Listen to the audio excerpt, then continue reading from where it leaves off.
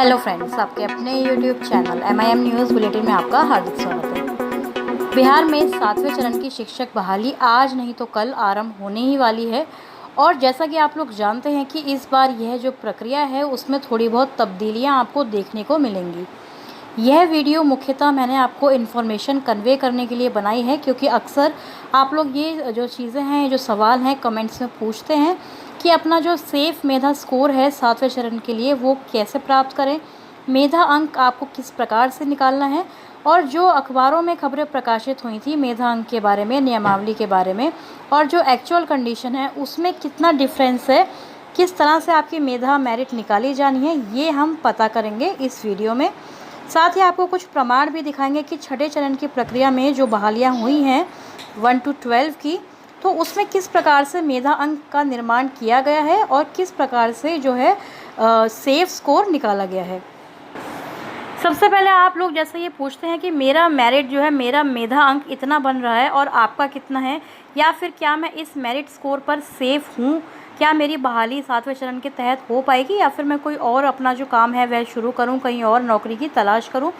तो इन्हीं सभी चीज़ों का जो आंसर है आपको इस वीडियो में मिलेगा। वीडियो थोड़ी सी लेंदी हो सकती है लेकिन वर्थ इट है। आप इसको पूरा ज़रूर देखें, अपने साथियों में भी इसको शेयर करें, क्योंकि बहुत सारे जो चीज़ें हैं आपको इस वीडियो में क्लियर होने वाली हैं। सबसे पहले आपको हम बता दें कि मेधा अंक की बात जो कही गई है नियमावली में, उसके तहत आपका जो मेरिट है, जो मेधा है, वो किस प्रकार से आपको निकालना है। 1 to 12 सारी चीज़ों पर चलेंगे, सारी क्लासेस की जो बहाली है उसकी बात करेंगे। सबसे पहले बात करेंगे 1 to 5 के बारे में, उसके बाद आपको कुछ उदाहरण, कुछ एग्जाम्पल भी देखने को मिलेंगे। देखिए 1 to 5 में जो आपकी मेधा बनेगी उसमें अखबारों की बात अगर छोड़ दें, क्योंकि देखिए अखबारों में कुछ चीज़ें जो हैं कभी कभार इस तरह भी प्रकाशित हो जाती हैं क्योंकि उनको भी सारी जानकारियाँ नहीं होती हैं। तो 1 to 5 में आप लोग नोट करके रख लें मैट्रिक की सबसे पहले जो आपका प्रतिशत है, उसके साथ इंटर का प्रतिशत, फिर DLED या BEd जो भी आपने डिग्री ऑब्टेन की है उसका प्रतिशत जोड़ा जाएगा, फिर उसको 3 से भाग दिया जाएगा। ठीक है, उसके बाद इसका आपको 40% निकालना होगा। 40% यानी कि आपको 0.4 से मल्टीप्लाई डायरेक्टली इसको कर देना है। फिर जो भी आपका स्कोर आएगा उसको साइड में रखेंगे। आपका जो TET यानी कि या तो आपने BTET पेपर 1 यदि क्वालिफाई किया होगा 1 to 5 के लिए, या फिर CTET यानी CTET पेपर 1 आपने क्वालिफाई किया होगा, उसमें आपका जितना भी परसेंट मार्क्स आपको मिले हैं, 150 में से जितने भी आपके मार्क्स आए हैं उसका प्रतिशत आपको निकालना है। सपोज़ करिए आपके 90 नंबर आए हैं 150 में से, तो आपका 60% हो गया। उस 60% का 60% आपको यानी कि 0.6 से उसको मल्टीप्लाई करके अपना जो स्कोर है उसको प्राप्त कर लेना है। फिर मेरिट इंटर DLED या फिर BEd का जो आपने योग करके 0.4 उसका निकाला है, उसके साथ आपको ज्वाइन कर देना है, ऐड कर देना है 0.6 वाले डेटा को। उसके बाद जो आपका स्कोर मिलेगा वो आपका फाइनल मेरिट समझा जाएगा, आपका मेधा अंक समझा जाएगा। उसी तरह से 6 to 8 में आप लोग जानते हैं कि मैट्रिक इंटर के साथ देखिए जैसे जैसे आपकी क्वालिफ़िकेशन, जैसे जैसे आपकी जो ये 1 to 5 के बाद 6 to 8, फिर 9, 10, 11 में बढ़ती जाएगी, उसी तरह से आपकी जो डिग्रीज़ हैं वो भी इसमें ऐड होती जाएंगी। अखबारों ने प्रकाशित कर दिया था कि 6 to 8 में केवल BA BEd पर बहाली होगी, 11 12 में MA BEd होगा, तो ऐसा नहीं है। 6 to 8 में भी आप देखेंगे कि मैट्रिक से लेकर BEd तक सारे ही जो कक्षाएँ हैं उनको ऐड करते हुए, आपके जो भी परसेंटेज है उसको ऐड करते हुए ही आपकी मेरिट बनाई जाने वाली है। तो मैट्रिक, इंटर, BA BEd या फिर DLED जो भी आपने किया है उन सब का उसी तरह से आपको निकालना है योग करके, और उसको 4 से डिवाइड कर देना है। देखिए आपने 1 to 5 में आपकी 3 चीज़ें थी यहाँ पर, मैट्रिक, इंटर और DLED, तो आपने 3 से डिवाइड किया था। 6 to 8 में आपकी 4 हो जाएंगी, तो मैट्रिक, इंटर, BA BEd, तो आपको 4 से इसको भाग करके अपना स्कोर निकालना है, उसका 40% निकालेंगे यानी कि 0.4 से मल्टीप्लाई करेंगे। और 6 to 8 में आप लोग जानते हैं कि आपको CTET पेपर 2 में क्वालिफाई होना ज़रूरी है, या फिर BTET बिहार DET पेपर 2 आपने क्वालिफाई किया होगा, तो उसका भी उसी तरह से 0.6 यानी कि 60% निकाल के आपको इनको सम कर देना है। सिमिलरली बिल्कुल 9, 10 की यदि बात करें, माध्यमिक कक्षाओं की बात करें, यदि आप माध्यमिक में अप्लाई करेंगे तो आपका मेधा अंक किस प्रकार बनेगा, यही सारी चीज़ें उसमें भी लागू होंगी जो 6 to 8 में हमने अभी आपको दिखाया। मैट्रिक, इंटर, BA BEd फ़र्क सिर्फ इतना होगा कि जहां आप सीटेट बीटेट पेपर 2 के मार्क्स का 60% निकाल रहे हैं, वहीं आपको एसटीईटी पेपर 1 का जो यहाँ पर क्राइटेरिया है उसके तहत आपको एसटीईटी पेपर 1 में क्वालिफाई होना है अगर आपको 9 to 10 में अप्लाई करना है। बाकी मैट्रिक, इंटर, बीए, बीएड तो आपका वही रहेगा जो 6 to 8 में है। तो इसी तरह आप 9-10 का भी मेधांक निकाल सकते हैं। और जब 11-12 की बात आएगी तो उसके लिए देखिए आपको क्या करना है, ये पहले तो आप देख लें पिछले जब ये छठे चरण का नियोजन हुआ था उसके तहत देखिए जब आपकी बहाली हुई थी तो मेधा लिस्ट, मेधा सूची वगैरह बनाई जाती है, तो इसमें भी आपको एक आइडिया लग सकता है। ये एक तरह से ये प्रमाण है, इसको भी आप सेव करके अपने पास रख सकते हैं। भागलपुर जिला परिषद का ये जो है औपबंधिक मेधा सूची आई थी, प्रोविजनल मेरिट लिस्ट, और इसमें विषय देखिए 11-12 में रसायन शास्त्र यानी कि केमिस्ट्री है। तो इसमें देखिए किस प्रकार से इन्होंने मेरिट निकाली है उसी तरह से हमें भी निकालनी है, लेकिन इस बार फ़र्क सिर्फ इतना होगा कि 40 और 60 का रेशो रखा जाएगा। जैसे कि देखिए आपको मैट्रिक और इंटर, ठीक है, ऐसा नहीं है कि आपको पोस्ट ग्रेजुएशन आप 11-12 के उच्च माध्यमिक के टीचर बन रहे हैं तो आपको मैट्रिक इंटर्स के मार्क्स से मतलब नहीं होगा, वो भी आपके जुड़ेंगे जैसे आपने अभी तक जोड़े 9-10 कक्षाओं में आपने देखा।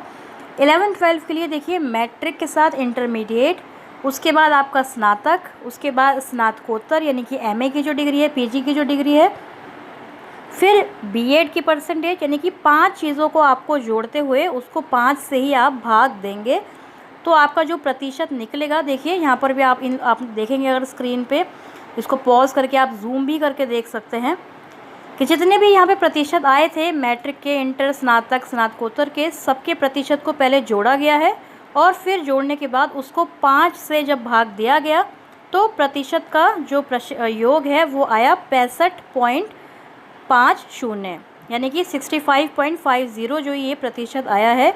हमें ये प्रतिशत लाने के बाद इसको फिर से इसका 40% हमें निकालना है, यानी कि हमें 0.4 से इसको मल्टीप्लाई कर देना है डायरेक्टली, तो हमारा 40% आराम से निकल जाएगा।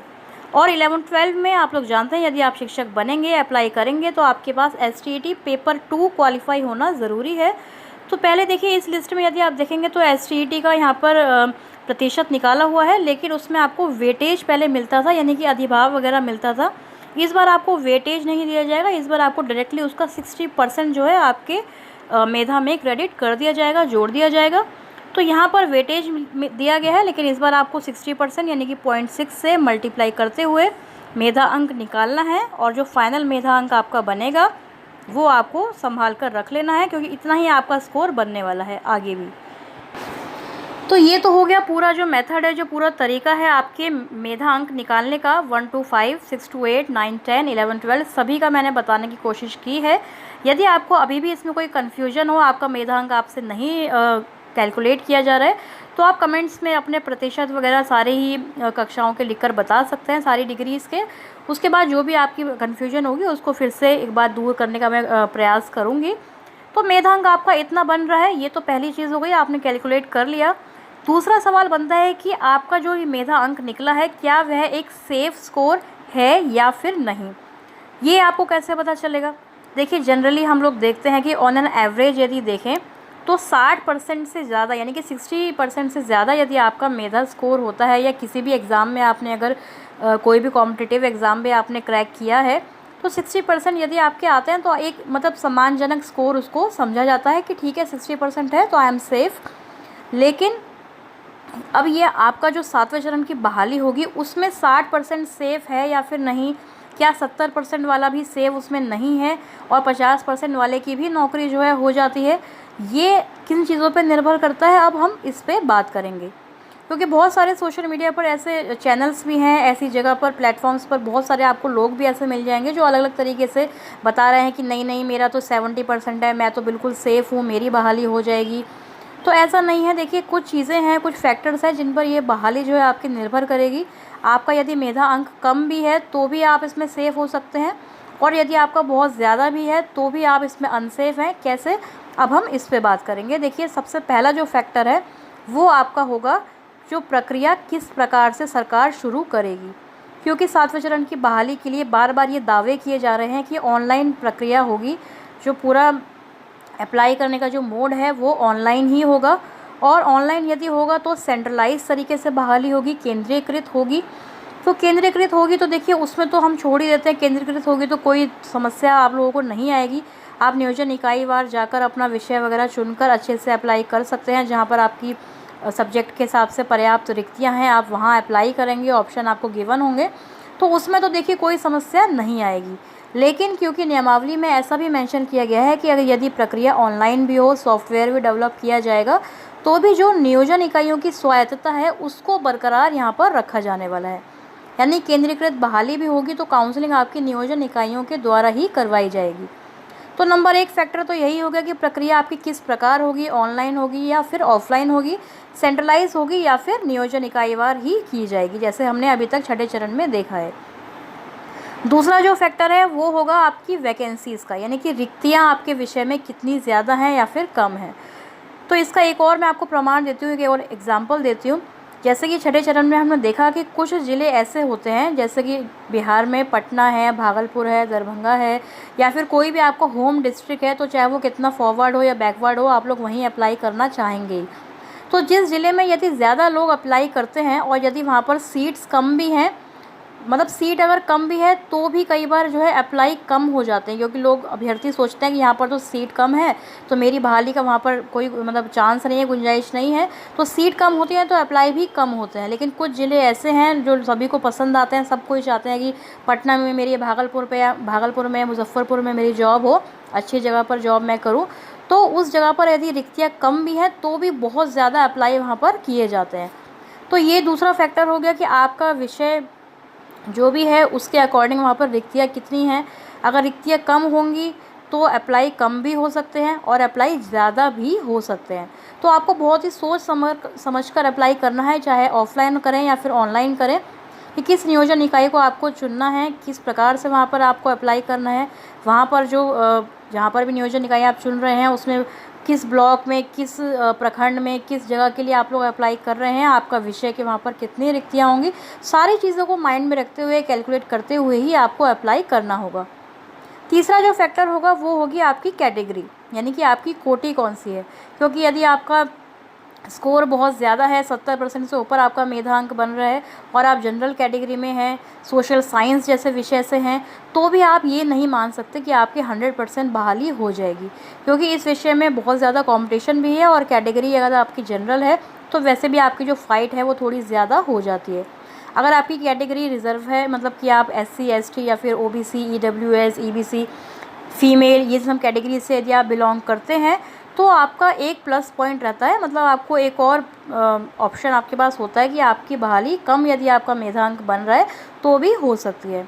जैसे कि छठे चरण में ही हमने देखा था कि जो रिजर्वेशन वाली कैटेगरी थी उनकी बहाली हो गई जनरल सीट पर, क्योंकि जो जनरल वाली सीट है वो तो देखिए सभी के लिए ओपन होती है, चाहे जो रिजर्वेशन वाली कैटेगरी वाला अभ्यर्थी है उसको भी वह सीट मिल सकती है, जनरल वाले को तो मिलती ही है। यानी कि UR कैटेगरी वाले की फ़ाइट जो है सबसे होती है, सबसे उसको कम्पीट करना है। लेकिन जो रिजर्वेशन वाले हैं उनको एक प्लस पॉइंट मिल जाता है कि उन्हें केवल अपनी ही कैटेगरी में फ़ाइट करनी होती है। और इसी वजह से हम देख रहे हैं कि छठे चरण में इस बार बहुत सारी सीट्स जो हैं खाली रह गई, क्योंकि रिज़र्व कैटेगरी वाले जो अभ्यर्थी थे वह नहीं मिल पाए। खासकर महिला अभ्यर्थियों की सीट्स जो हैं काफ़ी ज़्यादा संख्या में खाली रह गई। तो हो सकता है कि इस बार सरकार ये प्रावधान भी रखे कि महिला अभ्यर्थियों की जो खाली सीट हैं उन्हें उसी कैटेगरी के पुरुष अभ्यर्थियों को दे दिया जाए। तो ये कुछ फैक्टर्स हैं जिन पे हम अगर ओवरऑल देखें, बॉटम लाइन अगर इसकी निकालने की कोशिश करें, तो सेफ स्कोर आपका कितना है ये कोई भी तय नहीं कर सकता है, क्योंकि नियोजनवाद की जो जटिल प्रक्रिया सरकार ने अपनाई हुई है उसमें हाई मेधांक वाला, मतलब अच्छे मेरिट वाला भी अभ्यर्थी पीछे रह जाता है, उसकी भी जॉब नहीं हो पाती। क्योंकि यदि काउंसलिंग नियोजन इकाई वार करवाई गई तो अगर आप काउंसलिंग में उस वक्त वहाँ पहुँच गए, आप एक ही जगह जा सकते हैं यदि केंद्रीकृत बहाली नहीं होती है। जैसे छठे चरण में हमने देखा कि आप काउंसलिंग के लिए एक ही जगह जाएंगे ना, एक दिन पे यदि अगर होगी तो अलग अलग जगहों पे, तो आप एक जगह, ज़्यादा से ज़्यादा आप 2 जगह जा सकते हैं। अगर आपकी बहाली वहाँ पर नहीं हुई, मतलब एक तरह से फर्स्ट कम फर्स्ट सर्व वाली बहाली होती है। यदि आपका हाई है, मेरिट में है, या जैसे कि इसी मेरिट लिस्ट को आप देख लीजिए, यहाँ पर देखिए जो मेधा अंक बन रहा है वह 72.5 है, तो ये अभ्यर्थी नंबर 1 पर है। वैसे भी केमिस्ट्री में अभ्यर्थी कम ही रहे होंगे। तो इसी प्रकार से आप ये बिल्कुल भी इस बारे में फ़िक्र ना करें कि आपका ये जो 60% है या 55 है तो आप सेफ़ हैं या नहीं, मेरा स्कोर सेफ़ होगा या फिर नहीं, क्या मैं 7वें चरण की बहाली का इंतज़ार करूं या फिर मैं कुछ और कार्य करूं। तो इस तरह के सवाल आपके मन में बिल्कुल नहीं आने चाहिए, क्योंकि ये सारी चीज़ें निर्भर करेंगी सरकार किस प्रकार से इस बहाली प्रक्रिया को अंजाम देने वाली है। क्योंकि अब तक का जो भी 5वें और 6ठे चरण का हमने देखा है, एक्सपीरियंस रहा है, वो यही रहा है कि कई बार 65% वाला भी अभ्यर्थी जॉब ले लेता है और 80% वाले अभ्यर्थी अभी भी खाली बैठे हुए हैं। वो 7वें चरण की बहाली का इंतज़ार कर रहे हैं, क्योंकि अपने होम डिस्ट्रिक्ट में जॉब करने के कारण या फिर किसी और जगह जाने के कारण उन्होंने वहाँ पर काउंसलिंग नहीं कराई जहाँ उनका पहले नंबर पर नाम आ रहा था। तो इस वजह से सेफ़ स्कोर आपका कुछ भी नहीं है। ये सारी चीज़ें डिपेंड करती हैं बहुत सारे फैक्टर्स पर, जो मैंने अभी आपको एक एक करके समझाए हैं। तो आई होप कि आपको ये जो जानकारी मैंने सारी देने की कोशिश की है वह यूज़फुल लगी होगी, समझ में आई होगी। मेधा अंक के बारे में या फिर सेफ स्कोर के बारे में या फिर किसी अन्य प्रश्न के बारे में यदि कोई भी शंका है तो कमेंट सेक्शन में हमसे ज़रूर पूछें, उसको भी सॉल्व करने की मैं अपनी तरफ से पूरी कोशिश करूँगी। इस वीडियो में फ़िलहाल इतना ही। चैनल को सब्सक्राइब यदि नहीं किया है तो ज़रूर कर लें। Thank you for watching.